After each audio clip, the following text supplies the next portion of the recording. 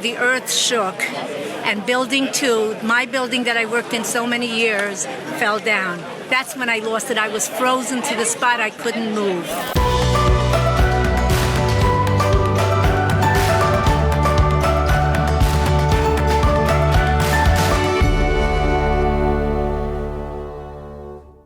I'm standing here in front of the 9/11 Memorial in Israel.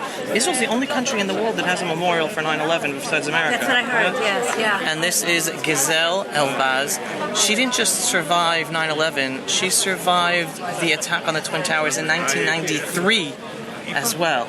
Please, tell us your story. In 1993, what happened was the lights went out and everything went out, so we went to the hallway because that's what you were supposed to do. You were told to go into the hallway and wait for directions. Obviously, the directions never came because that's the communications part is the one that got hit. So we never got the directions. We sent down one of the young guys to check the staircase. One staircase was very smoky. He went to a further staircase, found it, and we ran out. It was very icy in the plaza.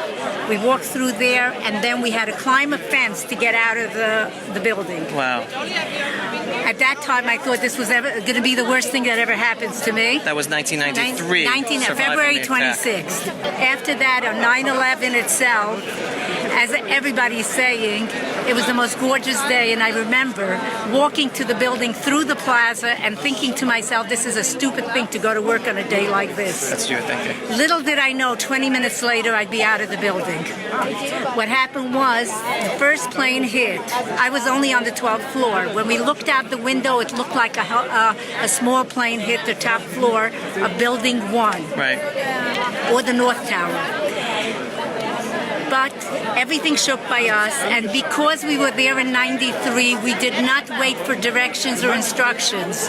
We ran out. Who's we? The people in your office? The people in my office. It was my boss, three other people with me. We were there a little early because the workday started at 9. This was at 8:45.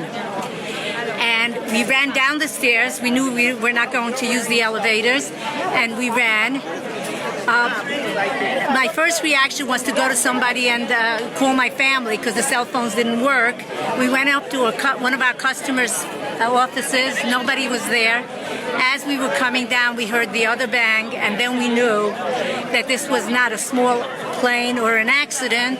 And we saw, as we got out, we saw that Building 2, my building that I worked in for 17 years, was hit. So you were already outside when it was hit? I was already outside when it was hit.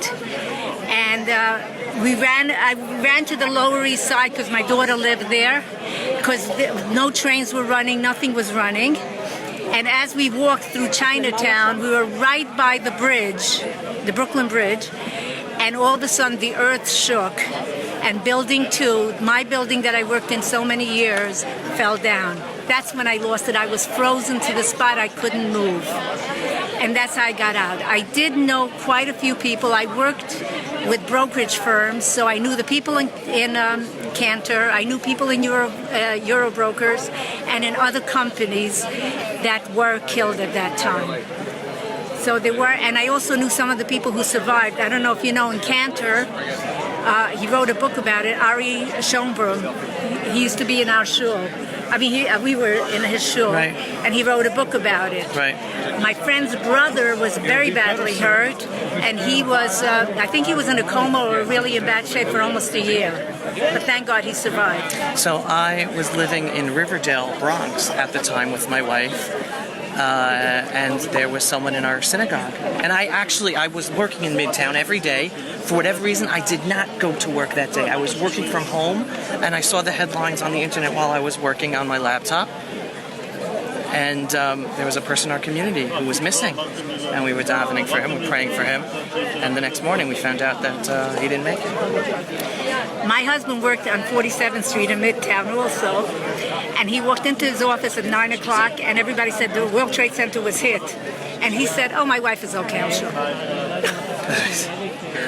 How was that? That's crazy. It's crazy. So here we are at the 9/11 Memorial in Israel. Again, for those who don't know, Israel is the only country in the world that has a 9/11 memorial. Look at this. Besides America. what brings you here? What are you feeling being here right now? Okay, I made Aliyah 3.5 years ago, and since I always went to a memorial in the States, I felt that I wanted to come here. I remember one of the first years after, I used to go down to the site for 9/11. Right. And one year I went there, and it was like a year or two later, and there were demonstrators saying that the U.S. or Israel did it. And that is why I feel that it is so important for people like me who were there and everybody else to realize that U.S. didn't do it, Israel didn't do it, and it was terrorism. And I did know a lot of people. Unfortunately, I have a little bit of a blank. I remember somebody from the C's and I remember somebody from the V's. But when I walk through, I see some of the other names of people that I knew. And I feel like at least this is my showing respect for them, and thank God that I got out. Wow. Well, Giselle, it's wonderful meeting you, and I love your smile. Even on such a day that you're able to smile, not easy. Not easy, no. Not easy at all. No. But like I said, we got out, and that was it. Yeah. Right. Well, everyone, thank you so much for being here, being able to hear Giselle's story. Please share. Today's 9/11. With each year, it's even more important than ever to remember. The new generations are not familiar with what we experience. It's a different world today. Plain. Thank you, Giselle. Thank you. All right, everyone.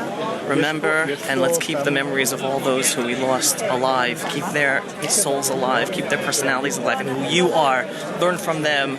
Internalize who they were, what they stood for, and let's make the world a better place. Shalom, everyone, from the eternal and undivided capital of the Jewish people, Jerusalem, where we remember 9/11 and we stand with the America and the American people. Shalom. Pulse of Israel, frontline videos from the Holy Land. Support our work by donating today.